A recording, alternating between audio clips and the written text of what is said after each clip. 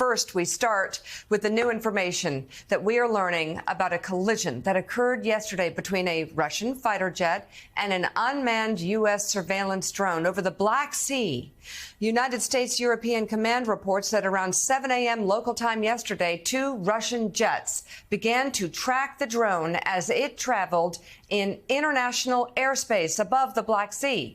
According to a U.S. statement, the Russian jets, quote, dumped fuel on and flew in front of the drone in a reckless, environmentally unsound and unprofessional manner. Shortly afterwards, one of the Russian jets then struck the drone's propeller, which forced the U.S. to bring it down over the water. Russia's Ministry of Defense released a statement denying its jet made contact with the drone at all. David Ignatius, you've been talking to your sources on this. What's the latest, and what's your analysis on what happened here?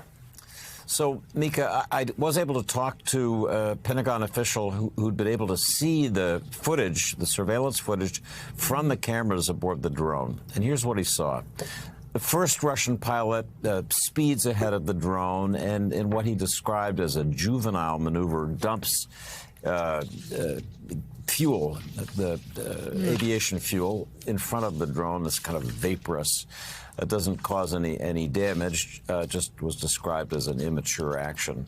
But a second drone that's behind, a second Russian jet that's behind the drone, begins to accelerate sharply and comes up behind it without good control of his flight maneuvers, and that's the one that clips the propeller of the drone, which is in the back of the drone. And this person, just describing what you can see on the film, says that the second pilot simply didn't appear to have adequate control of his aircraft. So the U.S. has made demarches, as diplomats say, spoken to Russian diplomats here in Washington. It's likely that Secretary of Defense Austin will call his counterpart, Secretary Shoigu, in Moscow today.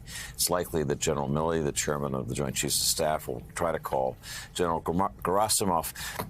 In the larger scheme of things, I'm told this isn't a big escalatory move by Russia, nor is our response likely to trigger escalation. But it's fascinating that the footage showed just a lack of adequate control of these planes by the Russians who were flying them. Well, David, we certainly know there's been real questions about the training and equipment the Russian military has displayed with their faltering invasion of Ukraine. We also know Russian pilots like to be reckless. They like to provoke. So you just say, though, that at least for now, U.S. officials don't think this is escalatory. Are there going to be any sort of changes or shifts going forward in terms of patrols in that region, or trying to have more degree of communication with the Russians to prevent something like this from happening again?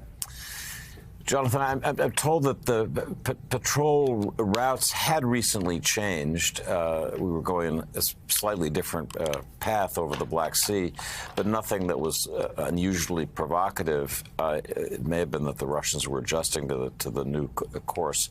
But no, I don't have the sense that there'll be any big changes.